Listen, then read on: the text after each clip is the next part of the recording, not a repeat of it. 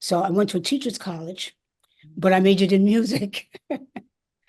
And oh, that was an incredible experience.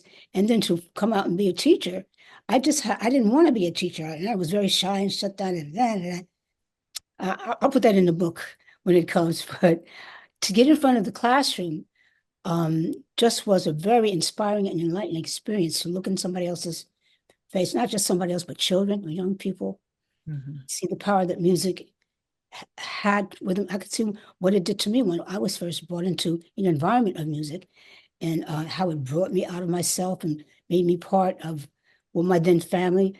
I could understand how it connects people. I had just a passion for teaching music then.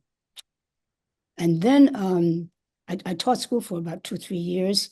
But I really started to do it because Daddy and Mother wanted us to have what they call real jobs, because being an artist, there was nothing guaranteed.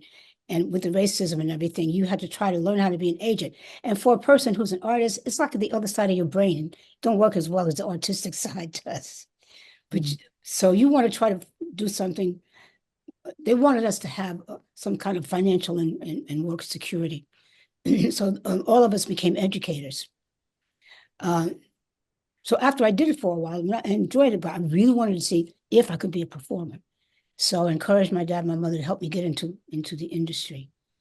And I had some incredible things that happened to me that one thing led to the other. Like, for instance, I met a lot of people, but one of the people that I ran into was Valerie Simpson.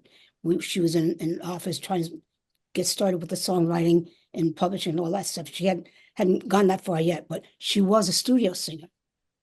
And we exchanged numbers, and that's how I got into the industry as a studio backup singer with her and all the top singers in the field that were backing up all the top recording artists at that time. So in that way, I kind of started at the top of my industry in that department. One of the recording sessions was for a gentleman by the name of Galt McDermott. He wrote the music and was the music director for the Broadway musical Hair. And he was doing his own album of the music from Hair. That's why we were hired for the day. It took about 2 weeks to do all of the music.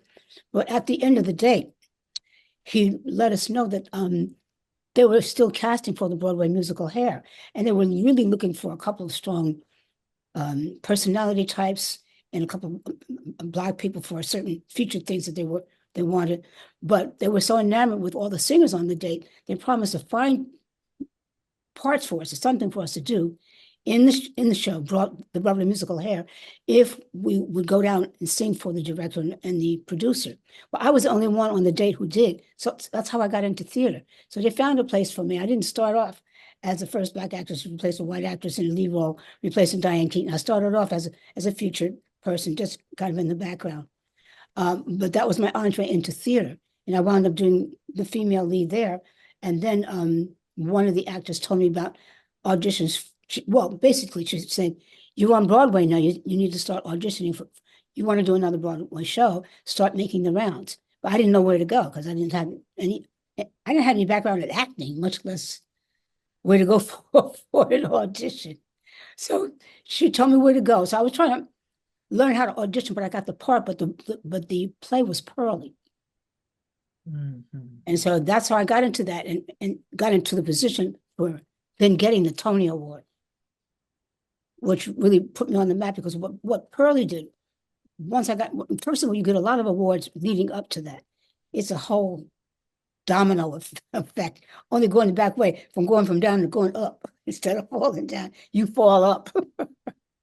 So from getting a Tony Award and being put on the map that way, I was then invited to everybody's major TV show.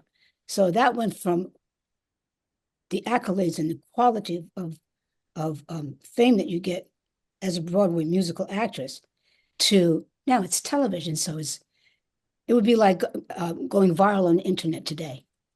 Mhm. So Yeah. now, on every major TV show, I was invited to be a guest, and Black people weren't because we was Black.